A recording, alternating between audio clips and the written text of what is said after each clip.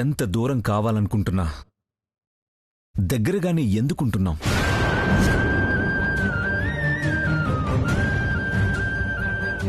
నువ్వో నేనో కావాలని చేస్తున్నవి కాదు కదా, అంతా దేవుడు చేస్తున్నవే. మళ్ళీ నన్ను కలవకూడదని నిన్ననే వెళ్ళిపోయావు కదా.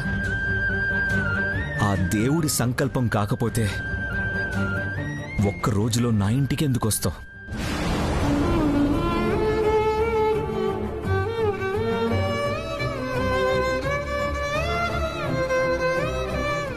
మన విషయంలో అనుకోకుండా జరిగిన పొరపాటుని ప్రతి క్షణం సరిదిద్దాలని చూస్తున్నాడా దేవుడు. కానీ మనం మనుషులం కదా, మనకే అర్థం కావడం లేదు.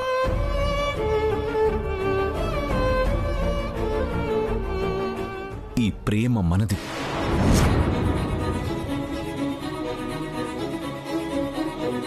దాన్ని బ్రతికించుకోవాల్సిన బాధ్యత మనది.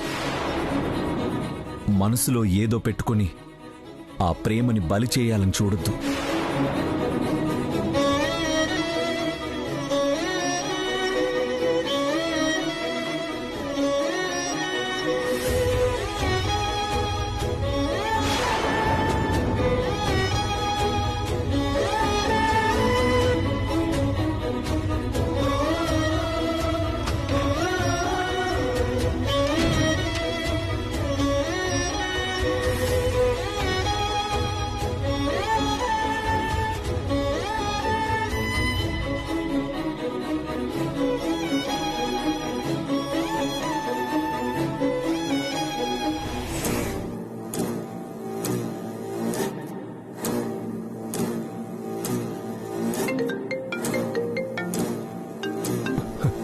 చెప్పు, ఏమని తెలిసిందా? సరే, మొత్తం వెతకండి. ఎట్టి పరిస్థితుల్లో ఆ వైజాగ్ పోలీసులకి దొరకకూడదు. దొరికినా మన గురించి అస్సలు మాట్లాడకూడదు. అర్థమైందా? ఎప్పటికప్పుడు నాకు ఫోన్ చేసి అప్డేట్ చేస్తూ ఉండు.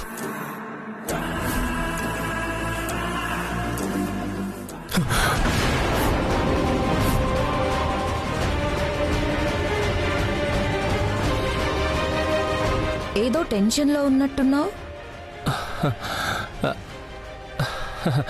టెన్షనా? ఏం లేదు ఊర్మిళా. ఏమీ లేదని చెప్పడంలో కూడా ఎంతో టెన్షన్ కనిపిస్తుంది వాలి. ఏదో చేస్తున్నాను, రాజునైపోతాను అంటే ఇంకేదో అనుకున్నాను. ఇదా నువ్వు చేసిన పని? నువ్వు చెప్పక్కర్లేదు, నీ మౌనం చూస్తేనే అర్థమైపోతుంది ఇది నువ్వు చేసిన పనే అని. నీ మౌనం చూసినప్పుడు కూడా నాకు చాలా అర్థమవుతుంటాయి. అవన్నీ నిజమైపోయాయా? ఇప్పుడు నా మౌనం గురించి ఎందుకులే గాని నీ సంగతి తేలుద్దాం. ఇప్పుడు నీ ఉద్దేశం ఏంటి? దేవాంశ్ని లేకుండా చేస్తే నీకు పట్టాభిషేకం చేస్తారనుకుంటున్నావు, అంతే కదా? అంతే కదా. అప్పుడు నేను కాక ఇంకెవరుంటారు? నువ్వు చాలా తెలివైన వాడు అనుకున్నాను వాలి. మరీ ఇంత బుర్రలేని వాడిగా ఆలోచిస్తావని అనుకోలేదు. ఏయ్, నువ్వు మా నాన్నలాగా క్లాసులు పెక్కో. ఆలోచించి రాయడానికి ఇదేం ఐఏఎస్ ఎగ్జామ్ కాదు. కాదు, అంతకన్నా ఎక్కువ. 100 కోట్ల ఆస్తికి సంబంధించింది.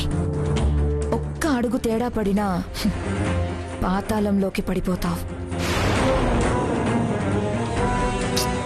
సరే, ఇప్పుడేంటి? దేవాంశ్ అడ్డు లేకపోతే పట్టాభిషేకం నీకే అని నువ్వు నమ్ముతున్నావా? ఖచ్చితంగా.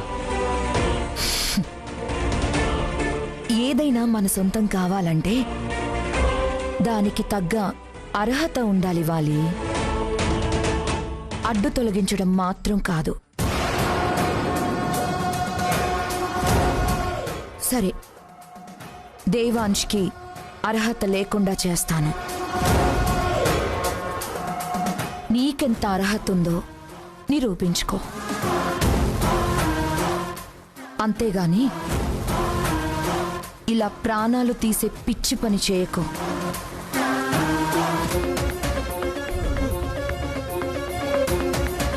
ఆగు ఊర్మిళ.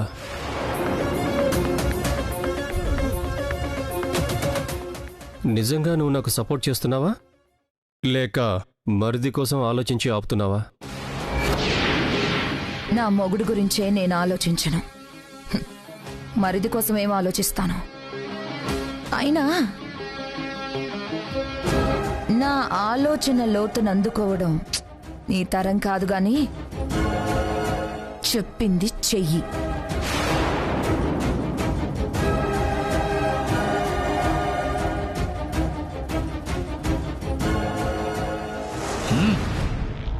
కిడ్నాప్లు, కిరాయి హత్యలు, ఇంతవరకు నాలాంటి పోలీసుడు తగలక నీ ఆటలు సాగాయిరా.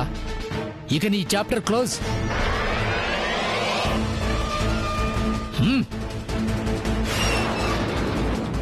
కానిస్టేబుల్, వీడికి పచ్చి మంచినీళ్ళు కూడా ఇవ్వద్దు.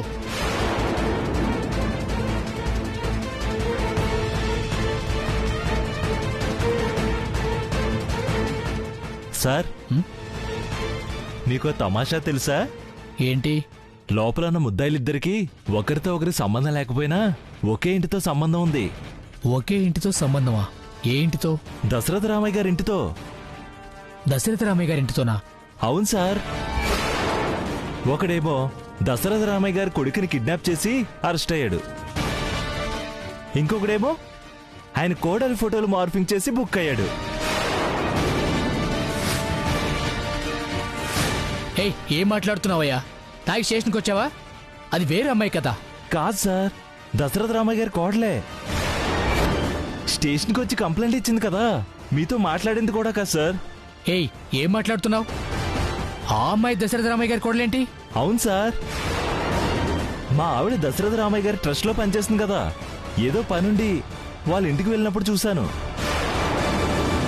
ఆ అమ్మాయి దశరథ రామయ్య గారి కోడలే. నిజమా? నిజం సార్. అయినా దశరథ రామయ్య గారు మీకు మంచి ఫ్రెండే కదా, మీకు తెలియకపోవడం ఏంటి?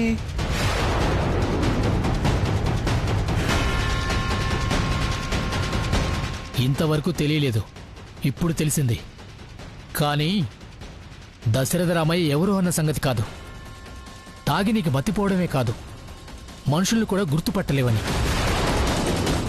ఎవరో అమ్మాయిని పట్టుకొని మా దశరథ రామయ్య కోడలంటావా నిన్ను? సార్ సార్, కొట్టదు సార్, నేను చెప్పేది నిజం సార్.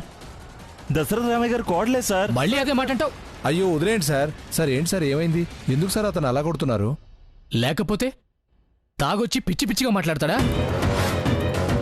సార్, మహేష్ తాగుబోతే కావచ్చు, కానీ మరీ మనుషుల్ని గుర్తుపట్టలేనంత మతిలేనోడేం కాదు సార్. ఏమో, ఆవిడ దశరథ రామయ్య గారి కోడలే కావచ్చు. ఛాన్సే లేదు. ఈ లోకంలో ఇంకే అమ్మాయి అయినా దశరథ రామయ్య కోడలు కావచ్చేమో గాని ఈ అమ్మాయి ఛాన్సే లేదు. ఎందుకంటే ఆ రోజు అక్కడ సరిగ్గా పెళ్లి జరిగిన ముహూర్తానికి నాతో రోడ్డు మీద గొడవ పడింది ఈ అమ్మాయి. ఒకే సమయంలో నాతో గొడవ పడుతూ అక్కడ తాళి కట్టించుకోవడం కుదరదు కదా. కాబట్టి ఆ అమ్మాయి కోడలయ్యే ఛాన్సే లేదు.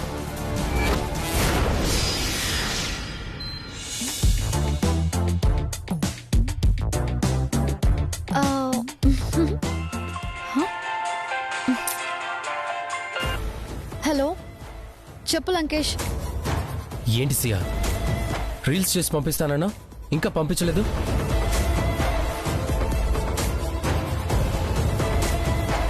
ఇదిగో ఇప్పుడే చేస్తున్నా, ఇంతలో నువ్వు ఫోన్ చేసావు. డైరెక్టర్ గారు చూడాలని అడుగుతున్నారు సియా.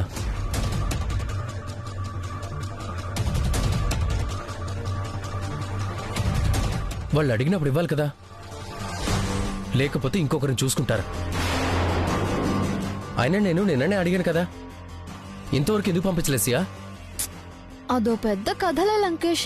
మా ఆయన్ని కిడ్నాప్ చేసి తర్వాత హాస్పిటల్, ఇంటికొచ్చాక కూడా అత్తమామలు ఉండటం వల్ల కుదరలేదు. ఇదిగో ఇప్పుడే మా అత్తయ్య బయటికి వెళ్తే తీరిగ్గా చూస్తున్నా, పంపించేస్తా.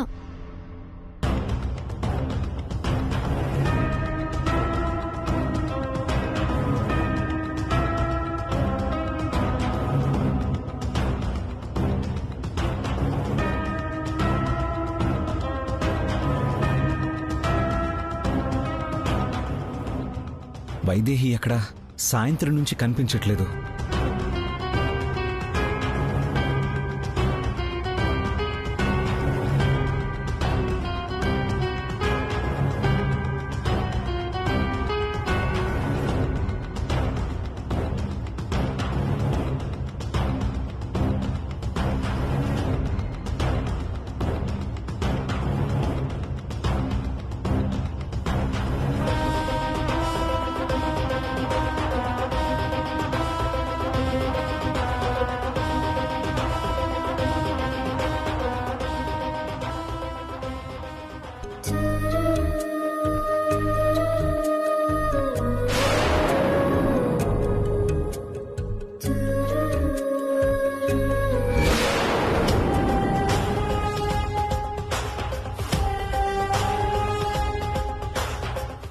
వైదేహి,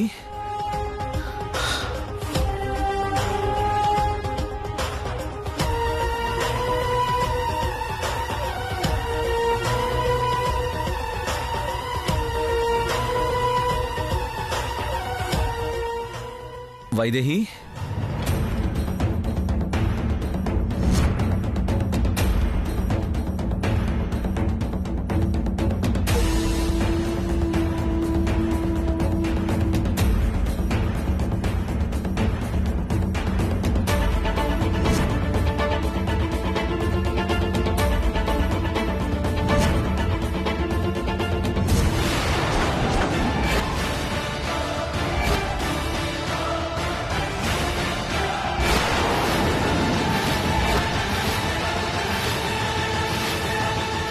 ఎవరి కోసమో వెతుకుతున్నట్టున్నావు?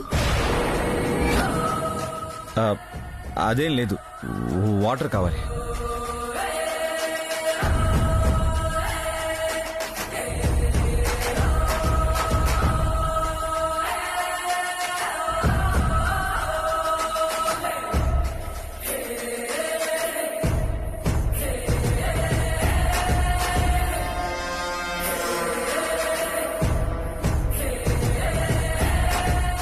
నీళ్లు తాగకుండా అలా నీళ్లు నములుతూ చూస్తున్నావేంటి దేవాంశ్? తాగు.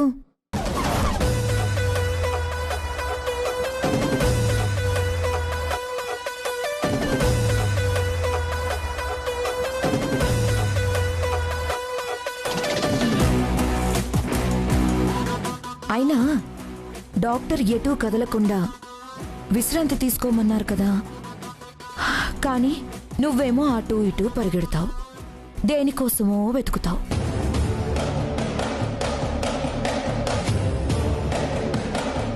ఏదో జరుగుతుంది దేవాంశ్.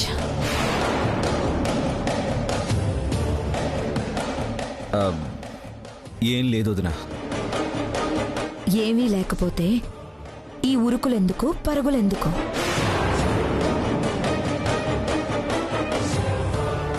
చూడు, అటూ ఇటూ తిరిగి గాయం నుండి రక్తం ఎలా వస్తుందో.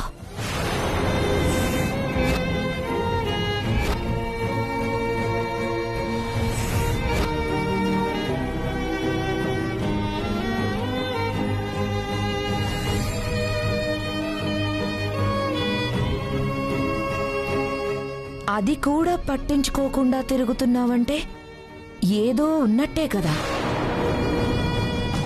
ఏం లేదు, డ్రెస్సింగ్ మార్చలేదు కదా, దాని మరక అయి ఉంటుందిలే.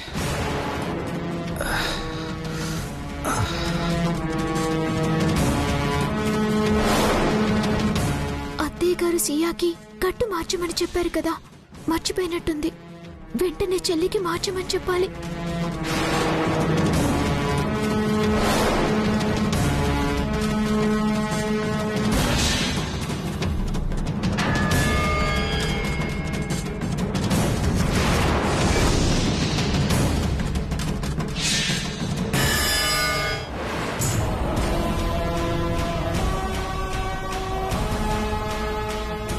దేవాంశ్ ఎవరి కోసం వెతుకుతున్నాడు? కొంపతీసి ఆ వైదేహి కోసం కాదు కదా? ఆయన్ని కాపాడడానికి ఈవిడ అడవిలోకి వెళ్ళింది. ఆవిడ ఇంటికొచ్చినప్పటి నుంచి ఈయన కుదురుగా ఉండడం లేదు. ఏదో డౌట్ పడాల్సిన విషయంలాగే ఉన్నట్టుందే.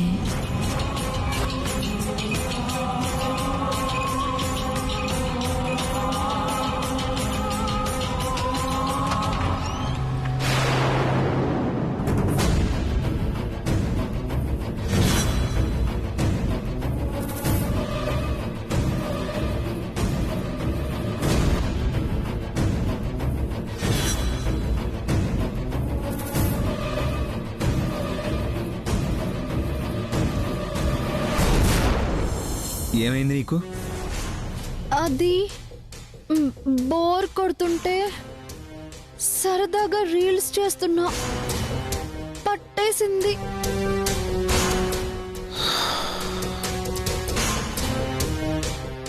సరే, నేను సెట్ చేస్తాను.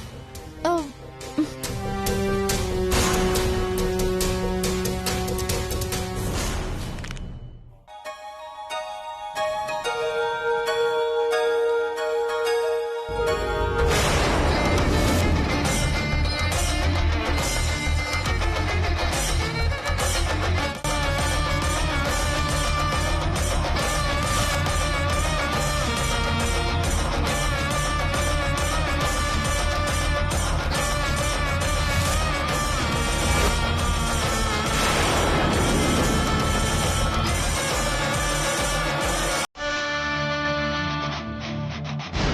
ఆయన గాయం నుంచి రక్తం కారుతోంది. గట్టు మార్చమని అత్తయ్య గారు చెప్పారు కదా, అది చెప్దామని వచ్చాను.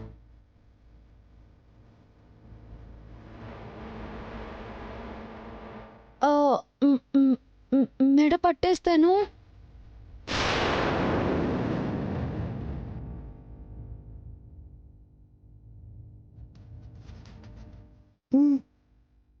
త్వరగా మార్చు.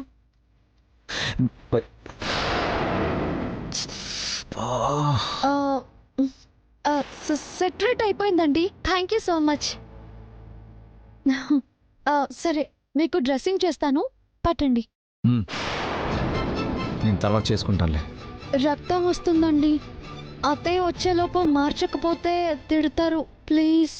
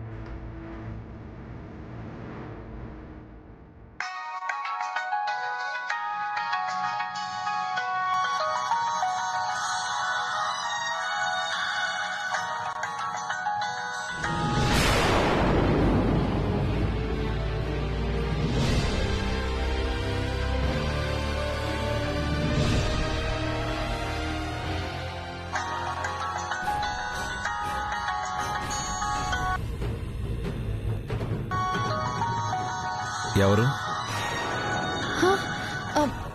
అమ్మ అమ్మ ఎందుకో ఫోన్ చేస్తుంది. సరే, వెళ్ళి మాట్లాడుకునిరా. పర్లేదండి, మీకు డ్రెస్సింగ్ చేశాక మాట్లాడతాను. పర్లేదు, ముందెళ్ళి ఫోన్ మాట్లాడు.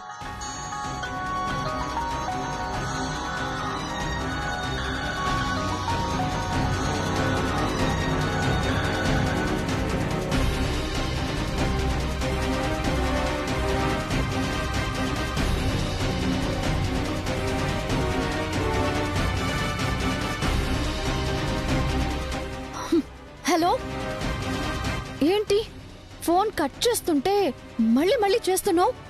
ఆయన పక్కనే ఉన్నారు. నా పక్కన డైరెక్టర్ ఉన్నాడు.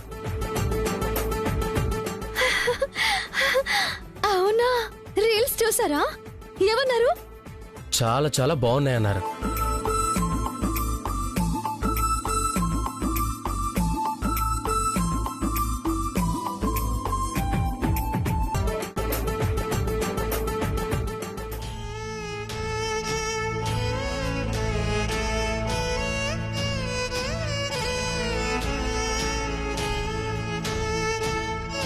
నాకు తెలుసు వైదేహి, నేనంటే నీకు ఎంత ఇష్టం, కానీ నువ్వు బయటికి చెప్పట్లేదు. నీకు నా మీద ఎంత ప్రేమో, అది ఎంత దాచాలనుకున్నా నీ కళ్ళల్లో కనిపిస్తుంది.